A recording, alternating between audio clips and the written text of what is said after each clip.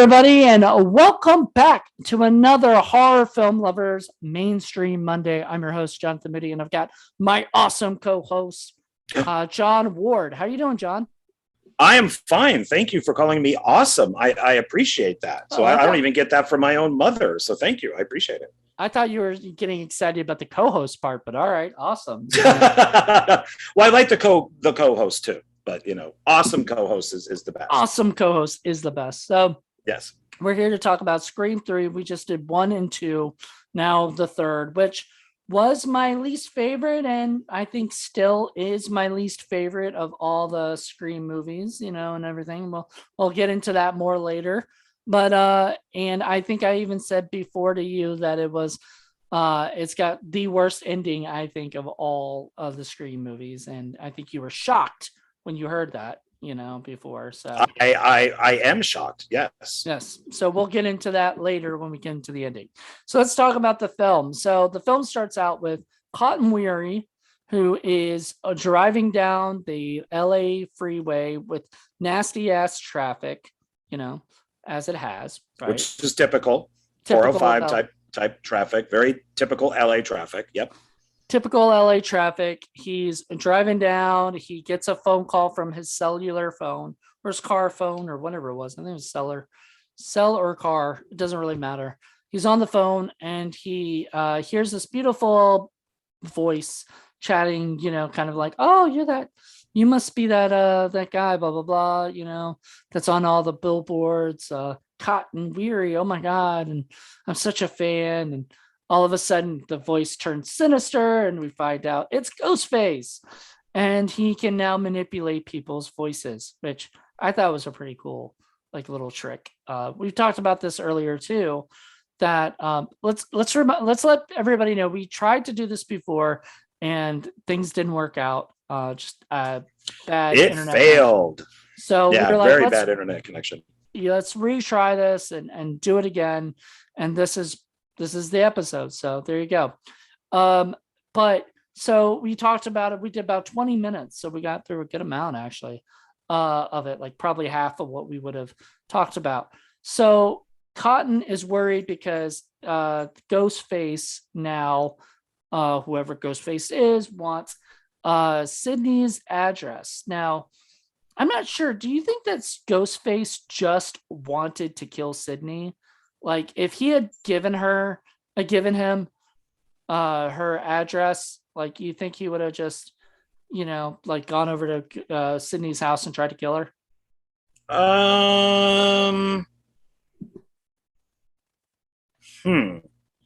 Well, he definitely had a plan. Because he broke into the air, the police stuff or whatever that was. Remember, because they hid away. Was it what's his name? David Arquette. God damn it! Yeah, Dewey. Dewey hid the address and the information. So whoever tried to break in and try to steal it wasn't able to get where Sydney was living, and everything. I mean, I guess you could say maybe if he did if Cotton, maybe if Ghostface said, "Hey, I'll give you $25,000 to give me, Sydney's address." And maybe Cotton, being that guy, would be like, "Okay, let me give you that address. Just give me that 25,000." And then if Ghostface did get it and killed Sydney, then maybe it would have been done. But because he didn't get the address, then he made up this plan to kill people on the set of Stab 3, which would then bring Sydney out of hiding. I think bring that her was down. The plan, maybe. It was okay. Maybe there was more to this. All right, now you've got me thinking, because so he goes after. He says, if you're, that's another thing too. What if the director of fucking okay, so we're going to spoil this from the very beginning. This is spoilers. Lots of spoilers. Yeah. Lots of spoilers. We already know, if you've seen Scream 3, you already know who the killer is. So you find out that it's the director, who happens to also be the half brother of Sidney Prescott, right? And so had the director just called up Cotton, because he knows him. They just worked on the scene, I think. or they were going to or something. So we had to have met him and was like, hey man, I want to bring Sydney on the, on the set of Scream 3, so that she, or whatever, Stab 3, and everything, but I can't seem to figure out where to find her. I've heard where she is, or you have her information. Can you please give it to me so I can, so I can reach out to her? If not, could you reach out to her and try to get her? You know what I mean? Like if he had done that, he wouldn't need to be Ghostface. He wouldn't need to go and do all these things. He could have just called her out and then attacked her as Ghostface if he wanted to do the whole theatrics. He could have done that when she came out to visit the set, but he didn't do possible. that. Because, well, that's what I've noticed with these films is and so far I think it's on all of them, is it is by scene. So some of the scenes don't make sense in the context of the whole film. So Ghostface is threatening Cotton because he's going to kill the girlfriend. And then I guess because Cotton doesn't give the address, he kills the girlfriend and then ends up killing Cotton. So then that starts the ball rolling. Uh-huh. So if the director did say, hey, Cotton, this is like you just said, I'd like to have Sydney do a cameo or maybe get some information from her to, maybe he would have done it. Maybe not. Right. But each thing seems to be, it's, I don't know if I'm making sense, is it's almost like the scene wasn't really thought about before and after. You think the writing, as far as the writing goes? This goes for all of them, I think. That it's not like Halloween, where it just kind of flows. I think the Scream films have had a problem with writing since the beginning. And it has nothing to do with Kevin Williamson. No, because it doesn't, like we mentioned in the first Scream one, who's the ghost face in the bathroom? But it's a cool scene. Well, so they wrote that one scene. Who's the ghost face in the mini market? Don't know, but it's a cool scene. That was from the first one where but we said that they added, or you said in the first Scream review that they added that because it was cool, right? And everything, because you said later on that that it's been kind of debunked, that's not even, that's just somebody in a Scream mask. They're theories. Yeah, they're theories. So and you had mentioned though that this is still your least favorite. Scream 5 is still my least favorite. That's after seeing it twice. I do have an all new appreciation for 3, and I did watch it again recently. So I still think it's, in the original Wes Craven stuff, it's the worst. But I think with part 5, I still think 5 is the worst. Okay. And I don't mind the half brother. I don't mind, because it's exactly kind of the whole thing of it's the Star Wars. It's going back to the beginning, and that's what they do, like Return of the Jedi. And so I like all that type of stuff. And I've mentioned this many times, I just hate Jay and Silent Bob being in it and Courtney Cox's hairdo, which I'm glad other people have mentioned. But everything is its own thing. It just doesn't make a lot of sense. Scream 2 debunks that whole issue because everybody was killed, in terms of those people's names and stuff.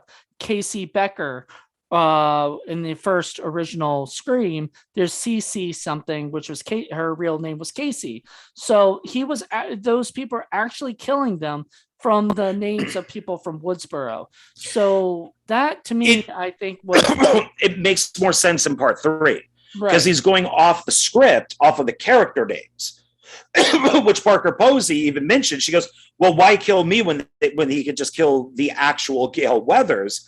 But in part 2, it's a really good thing that 2 people that just happen to have the similar names went to that screening and separated.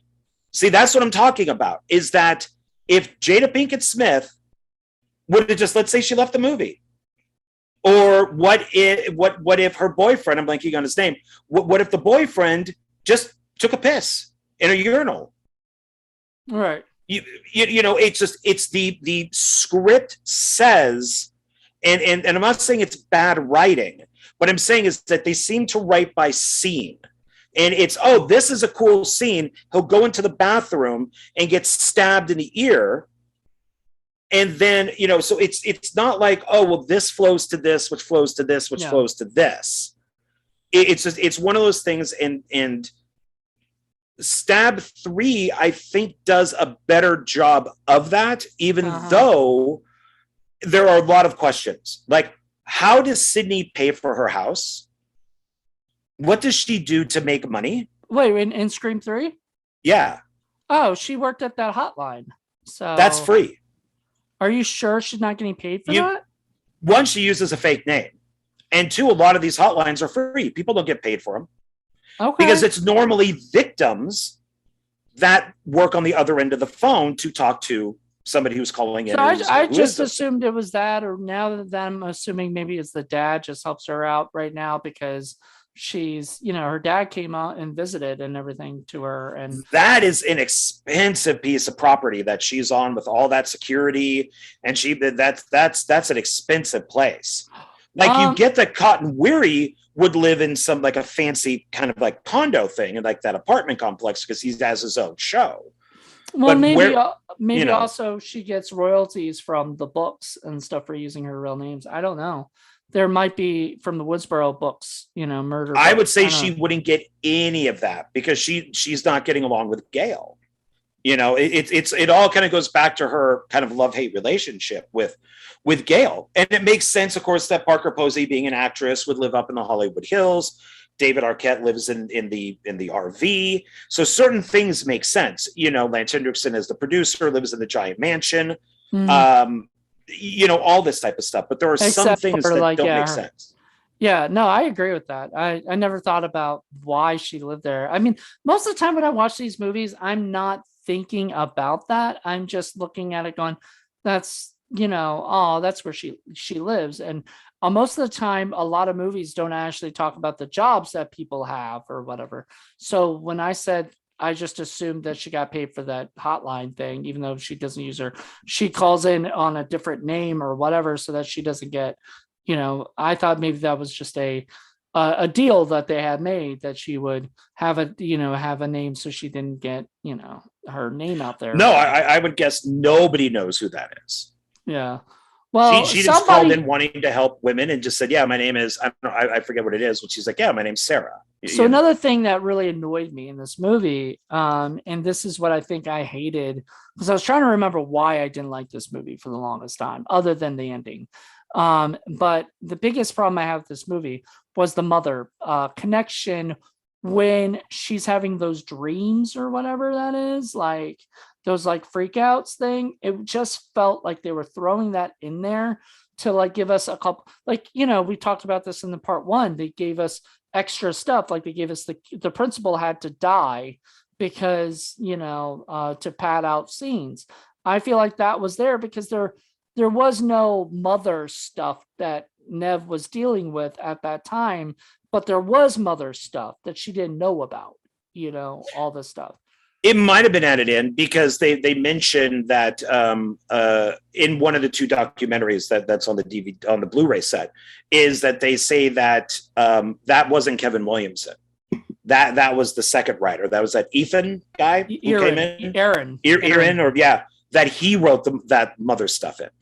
Where she sees her at the window and all that type of stuff. I told you earlier that is the perfect name for somebody writing with Wes Craven, like Aaron Kruger.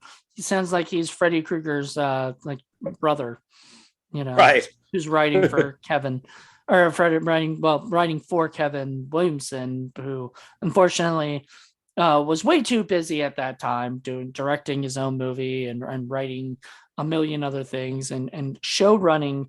At that time, I believe he was show running Wasteland. I mean, he had too much going on, and they had to call in, Aaron Kruger, who I think at that time his big claim to fame was Reindeer Games. He also did. You said he did another Arlington Road. which you said had a He really was known for thrillers. yeah. The studio ruined Arlington Road in the trailer, so the actors in it would not promote it. But yeah, he was mostly known for thrillers, like he did Skeleton Key. So he wasn't a bad replacement, for Williamson. It's just he got the it's just humor, a which mess. was he got the humor, and that was the thing I liked about rewatching it was I forgot about the humor. There was a couple really funny lines. Your favorite funny line? You say your favorite funny line that you liked. Well, I got two. There's two, which is, do you think he was, do you think this movie had anything to do with him being stabbed? And the guy goes, he was on a film called Stabbed, and he was stabbed, which I think is a great line. And then you have the Parker Posey line when Courtney Cox hits her, and she just looks up at the camera. And I know in the script it just said, "My lawyer likes this," or "My lawyer liked that." But Parker Posey, as I'm sure, made it "My lawyer liked that," Right. and because it fits her character. And so I think those are two of the best lines in the entire series. So I think people give this a hard time when it really shouldn't. And for me, I just don't, like I said, it's Courtney Cox's hairdo. Whoever thought of that should be fired. They should not, after that film, have worked in Hollywood again. And if Courtney Cox thought of it, then she should be fired, I guess. And then just Jay and Silent Bob, I just don't know why they're there. And the studio did say that the whole reason that Scream 3 is bloodless and that they added more humor because of Columbine. So that was a big thing, was to add more humor to it, and that the violence in it is all done from the back. Right. So if you notice, like Cotton's girlfriend gets stabbed in the back. And Right. then when we see her on the floor, we see the blood, but we don't see the knife go in. And that's throughout the whole movie. So, and I think that's kind of a problem, even though it doesn't bother me that much. And the humor I like. Parker Posey's funny. The guy who plays the bodyguard is funny. Yeah. So my complaints, I wrote these down. So obviously, why is Sydney having dreams about her dead mother before she's even aware that this is what it's all about, right? She's not aware of that thing really threw me off.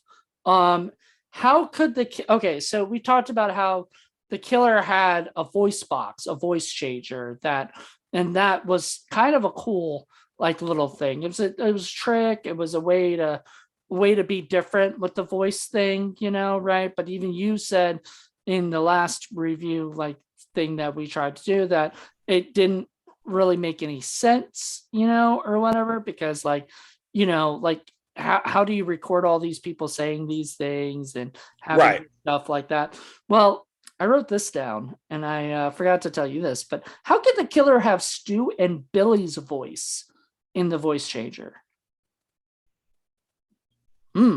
There's at one point at the end of the movie, you can hear Billy and Stu's voice when she's up at the thing, and it's obvious that it's the voice changer making that noise, that voice, and she's listening to them say these things that are Billy and Stu saying them, and I'm like, he can't. That's impossible. So it's even the other voices would be difficult. I mean, we did talk about this, where unless it's a recorder that I would call you and say, "Hey, Jonathan, how are you?" And you'd be like, "Oh, man, hey, I'm doing good. It's a good day today." And I could sample that. Right. And use that then to mimic a voice. But you would have to speak into the recorder. Right. To get that. So there's no way, hence Scream 5, just like with Billy, there's no possible way that he would get that unless you go off of the theory that Stu is running everything from prison and gave his voice to the killer in part 3. Now, okay, hold on. So somebody could say this. Now that I'm thinking about it, somebody could have got their voice. If it is that thing where you manipulate the voice because you got their recorded voice at some point. Remember, he did meet Billy and Stu. That he gave them the idea, supposedly, to kill, and that's a big part of why Fucking hated the ending. We'll get into that. But he was the one who instigated the whole thing. He's like, all that stuff. Yeah, you just had to push him a little bit. He just had to push them a little bit. I'm wondering if he met them in person, he could have got their voice or something. But why? Why would he get the voice? Because their plan was to kill Sid. Right. I'm just saying that's could be the argument is that that's when they would have done that. Because they would have, if you're following the logic of 3 and the killer in 3, I'm blanking on the killer's name in 3, but I forgot to David or something. But it's the director. But he would the whole idea would be that he's manipulating Billy, who then manipulates Stu. And the idea was to kill Sidney. So then that means all the sequels wouldn't take place. Mm-hmm. So there would be no reason for him to go, oh, let me record your voices. Right. It doesn't make any sense. It's flawed. Roman. Roman. That's right. Yeah. So that doesn't make sense at all. I have no problem with, like you have an issue with the mother stuff. I don't. I mean, I just think that it's Sid having nightmares. Okay, fine, whatever. Well, it's funny because I don't have any problem with like the mental breakdown in part 5, but you do. You have a problem because it's impossible. Well, it's impossible for her to have like that conversation with her and be talking about and having Ghostface be the thing when she doesn't even know that's why Ghostface is coming after. That stuff is just so I hate that.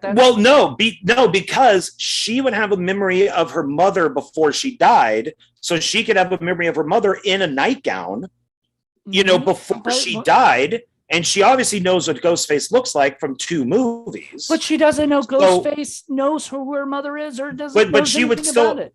Because she still has those memories. But why is it affecting her now? Why is she thinking about her mom now? Like, why is that even being brought because up? The script says so. Because the script, because they wrote that. This is what I'm talking about. They wrote that scene, and the writer said, hey, this would be kind of cool to get Sid's mom in it. It doesn't make sense, just like who was Ghostface in all the other movies when it wasn't the killer. So let's just do this. We don't have to explain it. She has, what is it? Post-traumatic stress syndrome. Yeah. Yeah, so she has that. Yeah. And so she keeps seeing visions of her mom and Ghostface, and that's why she keeps locking the door. I mean, I would say more towards like at the beginning of the film when she's with her dog and she locks the gate and everything. Why she doesn't live more like Jamie Lee Curtis does in the Halloween, 2016. Maybe why Halloween it's not completely barricaded. Right. Oh, I think they did. But she just has this wooden gate that you could just simply hop over, but she doesn't put a lock on it. Right. So she sets the security gate, and there's clearly a spot for a lock, and she doesn't put a lock on it. So she's so worried about being attacked and everything. Shit, man, there'd be barbed wire up there. Right. And so it's a lot of it doesn't make sense, except that the writer and director and producer said, we need a scene.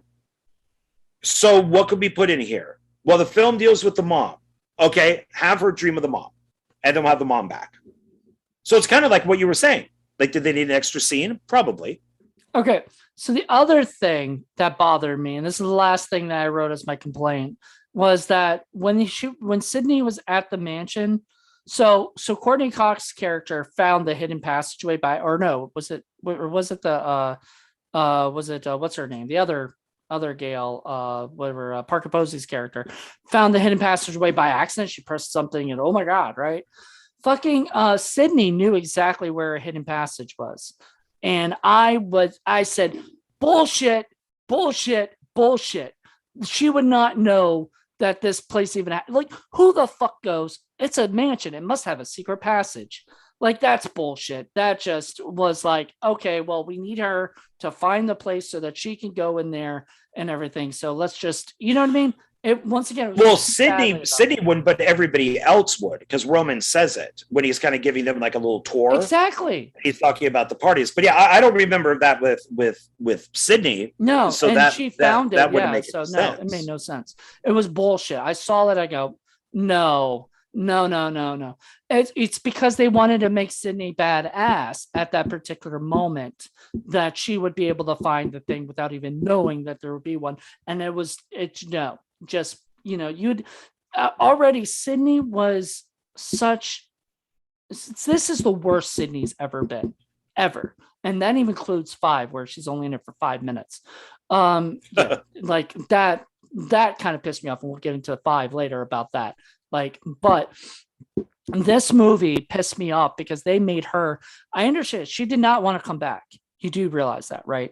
A lot of her shots were only shot for like well, she was she was party of 5 at the time. Yeah, she was busy with other so she was only there for like 5 days. Yeah, if that. It said 20 days, but like a 20 day on like probably an 80-day set or something. Like they had a lot of days on this. On this movie. Well, that's why you're following Gail and Parker Posey around. Right. That's why you're following all these other people, is because Nev Campbell wasn't there, and they had to make everybody else interesting, or whatever. Yeah. And like on Scream 2, the big person that they had to work around was Sarah Michelle Gellar because of Buffy. Right. So she was the big one on set. And then on the third one, it was Nev with Party of 5. But she was only contracted to do 2 films. So they kind of had to get her back into it, which I think Craven had a lot to do with. Well, yeah, because I've seen like interviews between, Nev and Wes and everything. And Nev loves Wes like completely, thinks he's like a professor, like he's like the professor, which he was, by the way. He was an English professor. Before he stumbled onto filmmaking, which was, I guess, his his passion, but he became a great fucking director. And he's, the thing with this movie is I just feel like it could have been a great movie. I will tell you, I've said this on other shows, I think, but I love movies about making movies, or whatever, like behind the scenes of movies. I love that. That's so much fun. I just watched Day for Night with Francis Truffaut, and that was just fucking amazing. This movie is no Day for Night, is no, because it's just no. Well, and you should watch Woody Allen's Stardust Memories, which is actually Sharon Stone's first film. But that's he plays a film director that's at the end of his career, and it's actually one of his best films. Hollywood Ending. I love that movie. Which I think he stole from Lloyd Kaufman with Terra Firma. Yeah. So because Woody Allen, they're both blind. Yeah, so I think that he did that. And this is, it frustrates me when filmmakers make movies about filmmaking and they don't follow what filmmaking is. That bothers me a lot. And this is, I think I just like, as Jamie Kennedy does mention, the whole Star Wars trilogy, and I think Lucas really kind of made that up with the original Star Wars films, where it has to end where it begins. Right. So of course she ends up back at Woodsboro, but it's the set. Mm-hmm. And so it kind of follows that, that pattern, which I really like. And I think, I just think this film gets a bad rap, and I don't think that it should. I mean, Roman was the first guy to use a bulletproof vest because he wasn't stupid. Yeah. He wasn't stupid, but so neither was she, and that was the whole bit with them. Which is why she left the police station with one arm. So things I said I liked. These are things I liked about it. It was so funny to hear Roger Corman say violence in cinema is a big deal right now, Roman. He was one of the producers or whatever, one of the studio guys, and I just thought that was really funny because considering he's like kind of the king of violence in cinema, right? And he probably had to deal with studio executives saying that to him at some point. Violence is a big deal right now, Roger. So Roger's Roman, or whatever. I thought that was cute. I said I like that. It was a movie called Stab, and my lawyer liked that. I like those lines. Are you a 100% Cotton fan? Come on, that's a that's a good one. That's a good one. And my favorite my favorite line that David Arquette's ever said in a Scream movie comes from this movie, which is that a threat, detective? When it's a threat, you'll know it. Was that a threat? You know? Yeah. That is just it has some good lines on it. And oh. I didn't even mind, and it's kind of weird that the whole Jay and Silent Bob stuff bothers me so much, is even the stuff with Carrie Fisher. Right. That didn't even bother me that much. Okay, so it was just too obvious. I mean, I understand, like, it's Carrie Fisher, right? So it's really weird. Maybe they had something, because in Jay and Silent Bob Strike Back, which was like right after Scream 3, they had her play the nun in yes. So like, I wonder if like Dimension had some kind of deal with her or something. She had to act like, I mean, I know that she was very well liked. She's also a ghost script writer. She has made millions of dollars from ghost writing screenplays. That was her main thing, was that she was a writer. So it's possible that she might have even been a ghost writer on Scream 3, without us even knowing it. Right. And I would have, when she, of course, it was sad that she died. I mean, when she says that she was our princess, that's very true. But I would have loved to have worked with her, because she's a very smart and, person. She writes very well. I mean, Postcards from the Edge was a good book and a good film. So it's, I just wish maybe in Scream 3 that she wasn't kind of playing Carrie. I wish that she was just playing a character. Like we didn't have to bring up Scream. Star Wars. Yeah, I don't think that she needed to be like, hey, you look like, because I'm guessing when Carrie Fisher says it to Courtney Cox, she's going to bring up Monica. Right. That would be my only thing. Why didn't she? Because they did make that reference, that joke in Scream 2, where it's like, it was Jennifer Aniston's body, but it was my face or whatever. Yeah. Which was a joke on Friends. If you're gonna go and make, the reference to Star Wars, why wouldn't you make a Friends reference? Like, oh, if you think I look like, Princess Leia, you look like fucking Monica Geller. How about that? Right. And stuff. And then she's like, touche, I get that a lot. That could have been like a joke, but they didn't do that, because they just went with the Star Wars thing, because probably somebody at some point said, nobody's gonna get, or people are gonna think like that she looks too much like. And I bet this was on a set thing, because it doesn't feel like it was probably written, because how else, unless they knew they were gonna get Carrie Fisher for that part. Always, you know what I mean? Like, it just seems like that's too much of a on the day. I would think once they knew that she was going to do it, they probably let her write her own little thing, like, what would you like to do? And oh, well, let's talk about me, or somebody like me fucking George Lucas to get the part. Right. Yeah. So, and that's just kind of making fun of that. No. And also being Hollywood, as I'm sure Craven is probably like, oh, well, let's just be a little meta with this whole thing.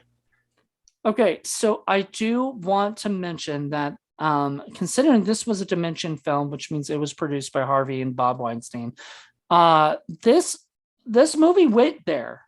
They talked about the stuff before the Me Too situation even popped up. I am surprised that Harvey actually watched this and said, whoa, it didn't say, whoa, you're giving too many secrets out here, right? Like, the secrets were out. I know they were out, but like, they were like, a lot of it, they were pretty much talking about Weinstein, well, remember, I mean, it's a lot of the times, people will put out stuff that's totally about them. Right. That it's all this kind of projection type of stuff. So when you have the actress who plays Sydney saying that, who is it that she fucked Roman? Was it Roman, or was it Harvey, or was it Lance Hendrickson's role? Oh, the mother? You're saying no. The actress who plays the actress who plays Sydney in Scream 3. Who does she say she fucked? Was it Roman? I think it was Roman. I think she fucked Roman to get the part or something.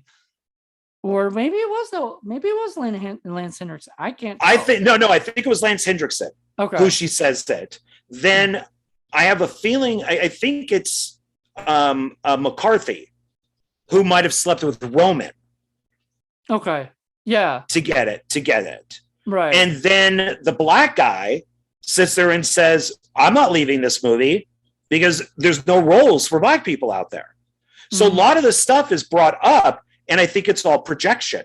I think that they, at least Harvey Weinstein knew what they were talking about, and the books were already out there about the Weinsteins, and that one, was it like a Miramax, Raging Bulls, and something else like that. It was like a big book that came out about, the Weinsteins and Miramax. So a lot of that stuff was already known. But I think it was projection that they didn't care because they probably never thought that they'd get busted for it, at least Harvey. Yeah, well, there you go. So that ended up happening 16 years later, which is just crazy that, this movie is 22 years old. So let's skip to the end and talk about our opinion on the ending. First of all, I was sort of mad that they rewrote history of everything, because I'm not a big fan of that. I'm not a big fan of a movie coming in, especially when it's a new writer coming in and saying, and maybe Kevin Williamson did write the treatment for it, so maybe it was in the treatment. Though I do remember hearing from that other guy that we both listened to that there was supposed to be like a cult of Stu, or whatever. So there was supposed to be more to that kind of stuff, which I thought was pretty cool. But what I was really upset about was they rewrote history to make Roman be a part of the murders and everything. That pissed me off, because from the very beginning of watching, the first time I watched that, I said, you cannot do that as a part of the trilogies. You cannot just rewrite everything. I understand what they're trying to say. Anything can get changed, anything, people can be. But it's been done many times, though. I don't know if you've watched. Oh, either do I. If you watch the Lethal Weapon films, at the beginning of the first Lethal Weapon film is Mel Gibson is a lethal weapon because he wants to commit suicide because his wife was killed in a car crash. Right. And he doesn't have anything. In part 2, the main bad guy in that goes, I was the one who orchestrated your wife's death. And I remember my friends and I going, what the fuck? What? No, he didn't. He never did that. How could they do that? And then, of course, the Star Wars prequels. Oh, Anakin created C-3PO. No, he didn't. Anakin never created C-3PO. No, because he just didn't. Because we never... yeah, you're right. Because C-3PO didn't even know who the fuck Anakin was. Yeah, and Obi-Wan says in the original film, I don't remember owning a droid, when he was referring to R2-D2. He was in 3 movies with you. How could you not possibly know? And I've never seen the Clone Wars. Yeah, but who knows? How did he not go, hey, C-3PO, what's going on? Hey, buddy? R2, how you doing, buddy? Because it's because this stuff is. Yeah, it's always brought. Hollywood does this all the time, and it sucks. Now, if Roman had just said, "I'm your stepbrother. This is why I'm doing it because of your fucking mother," and left Billy and Stu out, it would have been 100 times better. I agree, and I would have actually liked it better. Yeah. I didn't like that it was one person, because Scream is. That is Scream. Scream is. I like the one person. I didn't. That's personal thing. I get why people do like it. I am very much this is why. Because then it just becomes a regular slasher. I like it because it kind of follows in a way like the Alien movies. That the third Alien film, it's back to being one alien. So the first film is one alien, the third film is one alien, the second film is a bunch of aliens. Right. So I kind of like that it's just one alien, that's just one killer. And because it makes you think, are there 2 killers? Are there 3 killers? When it ends up being one, which is why I rewatched it again, was to see, okay, let's see if Roman leaves and let's see if he's actually able to do these murders. Right. And of course, he's missing throughout most of the movie. He's really only in the beginning and the end. He's just gone. But you and I know how much of a mess this movie was. Right. So I think, at one point, I think it was Patrick Dempsey. At one point, it was probably the actress who plays Sydney. At one point, because why does Patrick Dempsey use Dewey's cell phone for really no? Oh, my battery's dead. That's just kind of weird. You're a cop. Why wouldn't your phone be charged? Right. So it's like, so probably at one point in like the three different versions that we've heard about, which they even make a joke about in the movie, probably at one point Patrick Dempsey was the killer. Yep. And Roman died. Maybe it was like switched because he did die. Like he killed himself or whatever. He was dead in that one area. Maybe that's actually what one of the scenes was, where he was. Which is another thing. This goes back to my writing thing of one of the scene. How long did he wait in that coffin for her to open it? Right. That makes no sense at all. No. Just like Roman waiting with Parker Posey when she hides in the costume or the wardrobe area, and he just happens to be on that rack that she. Oh no, not Parker Posey. I'm sorry, Kennedy, when she goes in. And he just happens to be at that rack. She just happens to go there. He's able to push it and have her get hit. Is especially with part 3, and I think this is the biggest victim of that, is that they wrote it per scene to say this is a good spot for the killer to be. It doesn't matter if it makes sense, because what if she heard a noise and just left? Right. Why couldn't she just go out and exit? No. Instead, we have to have her in that room, and it makes no sense. So was Roman calling her from the costume area on the phone saying, let's go over your lines. And then she gets annoyed. And when she hears the noise, which ended up being like the security guard, she runs into, what if she went into the effects department? Yeah. And not the wardrobe? So a lot of the stuff he was literally waiting. Now, if there were 2 people, it would have been okay, because one person could wait and the other person could be somewhere else, right? Whatever. And that would totally work. This is why it needed to have 2 people. It doesn't make any sense. It's like, it's ridiculous. And then they just give us, they're like, well, we just want one killer, and we're just going to cut around this stuff to make it only one killer. Yeah, because he goes down to like that basement area. There's the coffin, which means he then had to get the knife in. He had to do the effect. He had to have like the blood coming out, or if there was any, and he'd have to be sitting in there with the lid closed, waiting. Okay, let's just hope. Let's just pray that I'm not here for 24 hours, and hope that something comes in. I even think, if I remember correctly, I think it's Gail who does his pulse. Right. And she's like, "Oh, he's dead." What? How was he a Jedi Knight or something, and was able to stop his heart or something like that? So yeah, you can see why I get frustrated by the movie, because I agree 100%. So it's the ending. Once again, you're right. If they had just taken out the Stu and Billy situation and all that, it would have been a better film. I would have at least.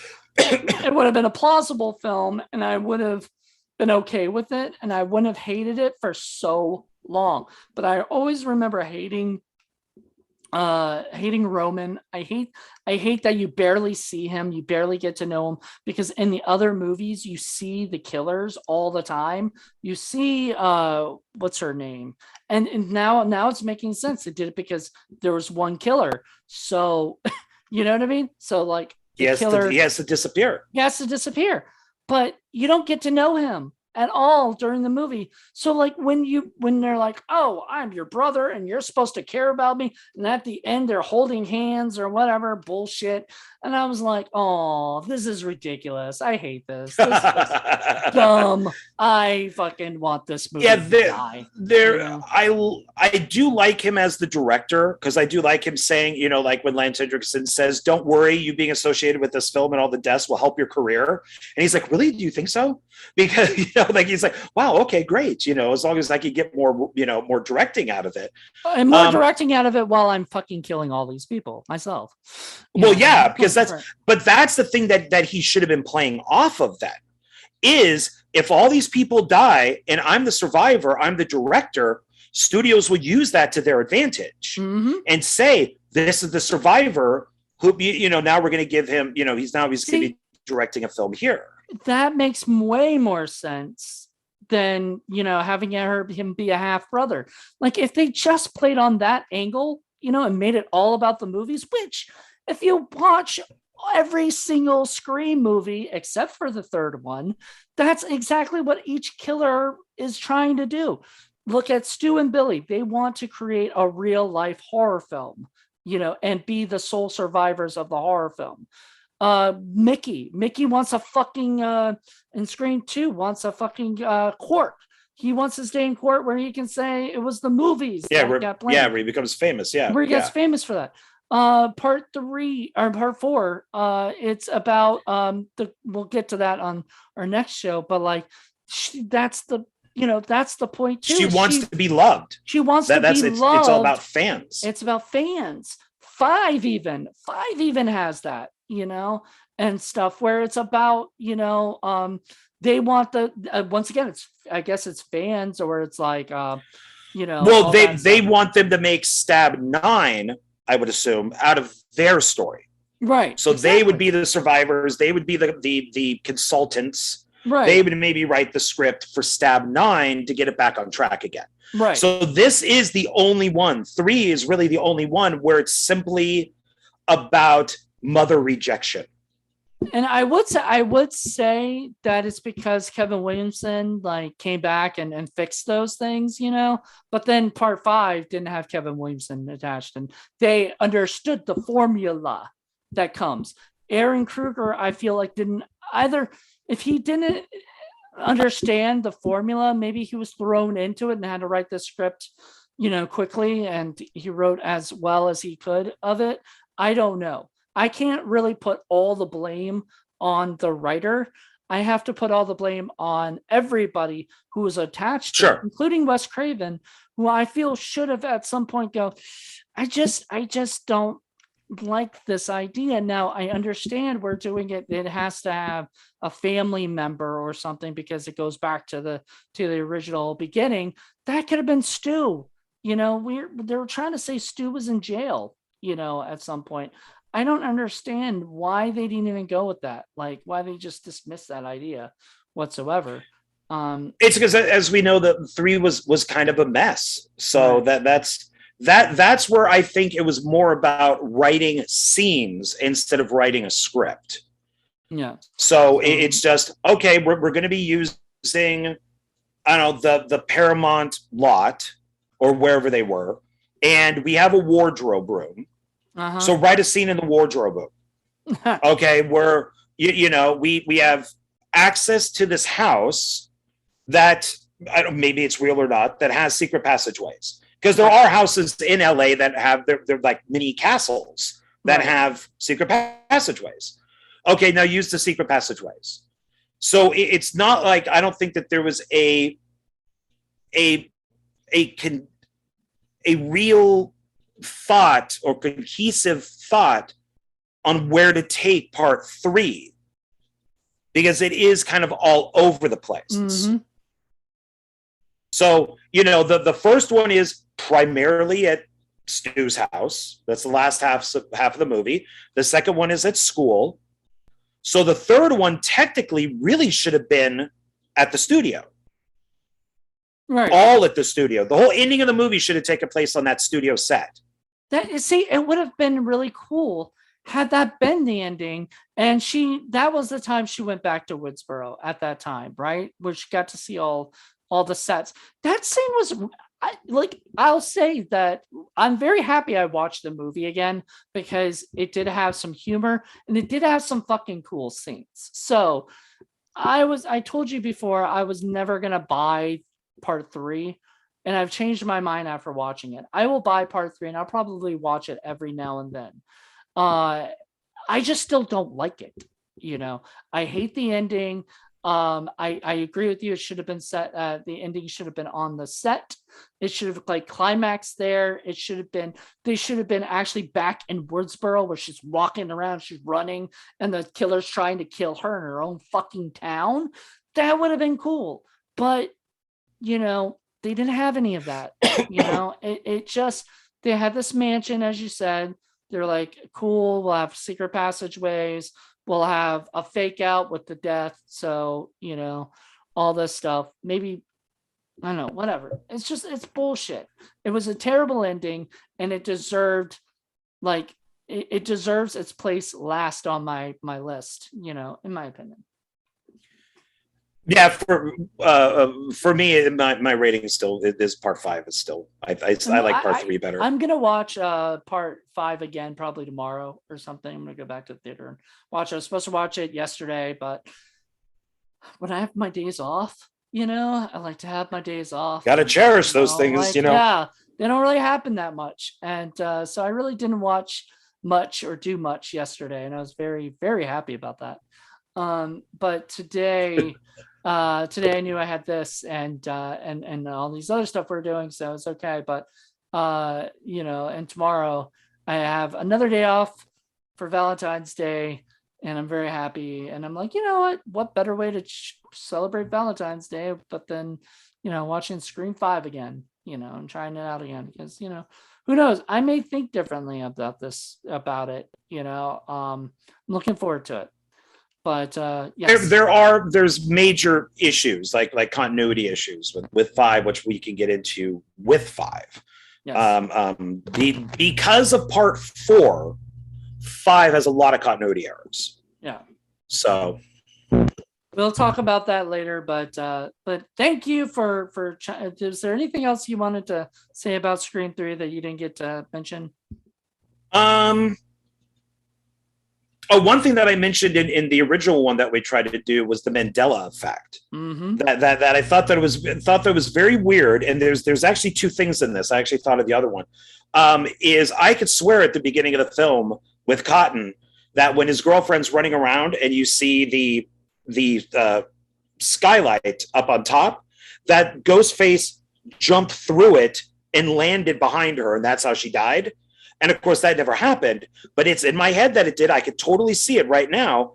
Right. The other one is I could swear for the longest time that Jay and Silent Bob, when they see Courtney Cox, they go, "Hey, it's Monica." And she turns around and flips them off and leaves. Right. Instead, Jay says, "It's Connie Chung?" Yeah. What? I think she's not even Asian. What? Well, I think the joke was that she was what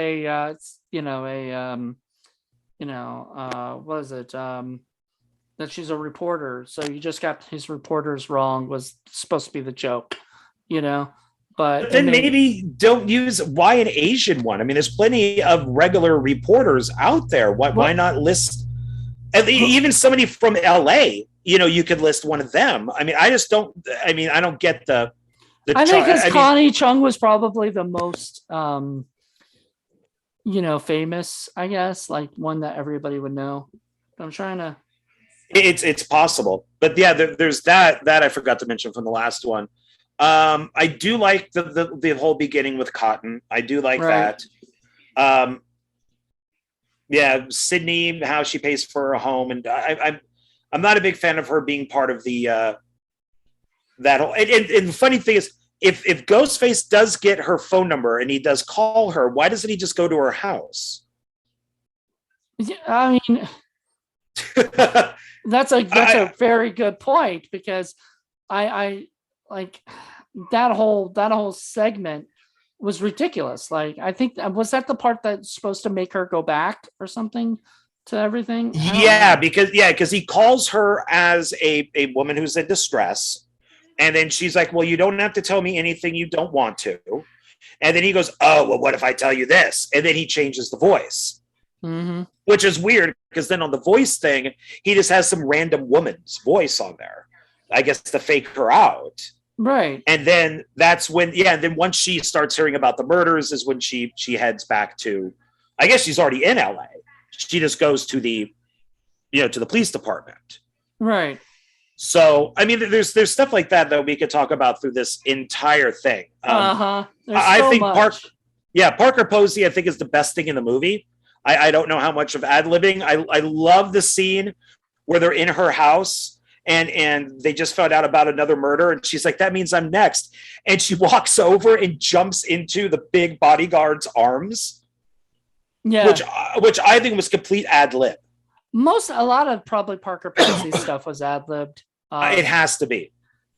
And he's just one of these actors because he's a comedian and he's been on all these TV shows, that he just plays along with it, because that's what you do as that type of actor, is you just go along with it. So she jumps in his arms. She's probably light as a feather because she's so thin.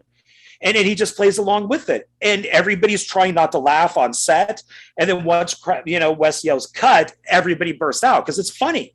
Right. So I think she's great in this. Yeah, she's fantastic. Best thing in the movie is Parker Posey. So the falling from the skylight thing, I think I mentioned before, it might be in the trailer, and you might just be remembering the trailer, because I do that too, where I will be like, I'll watch a movie, and you even said this, that from part 5 is like they did a trailer who, whatever, and it was misleading and everything. And Scream, completely. I think does that.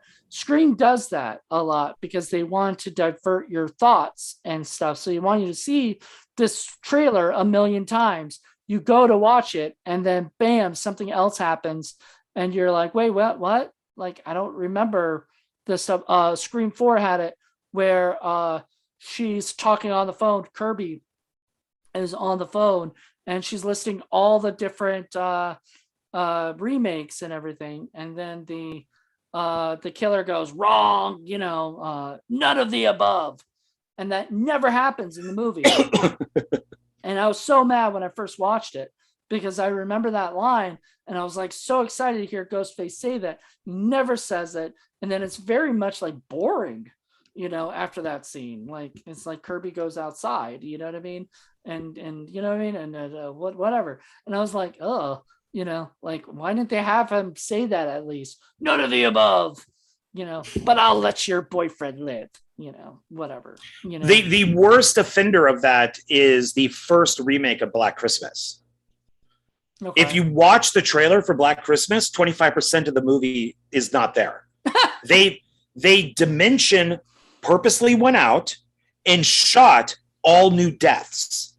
So there's like a lawnmower death. There's like a death by hose. There's also almost every death in the trailer is not in the movie. And they purposely shot fake death scenes to put into the trailer. That sounds like Dimension. And it is Dimension. Gotta love them. Gotta love them there. They do those things. I wonder if they did that for Faculty or any of these other ones too. Like, I bet there's some a little bit. I mean, a lot of these things, as we know, is the trailers are made before the movie is finished. So you're going to get a lot of scenes in the trailer that are not in the movie. I mean, there are some films that are notorious for this. But I think something like the trailer for Scream 5, when you're doing a close-up on a metallic Scream, the Ghostface, and then you're showing the flamethrower, and the guy's like in like a wife beater type of thing, and then you got the other shot of Ghostface's silhouette up against the wall, and all of this is in the trailer for Stab 8. That is false advertising. Yep. Absolutely false advertising, because it was 3 seconds on the screen, but they made it look like, and the trailer is even called Scream 2022 metallic Scream face or something, or Ghost face. They advertised that trailer for that. Total false advertising. Yep. And that made me dislike the film a little bit. Yeah, well, I know, I get it, and so fucking I hate that shit. Like, I'm getting tired of it. They're trying to do stuff like that because they want to divert your thoughts. They want you to see something different than what you're gonna see, because the problem with trailers is that people watch the whole fucking movie these days, in the trailer. So it's bullshit. Well, thank you, John, for this. This is wonderful. Join us next week where we dive deep into Scream 4. Wow, the fourth one, the one that Kevin Williamson came back for because it was years after, and I guess his wounds were healed by then, and he was able to, to actually do it. And And we'll talk about that a lot. Can't wait. So thank you guys for checking this out, and hope you guys have a good one. Join us next week. Bye. Bye.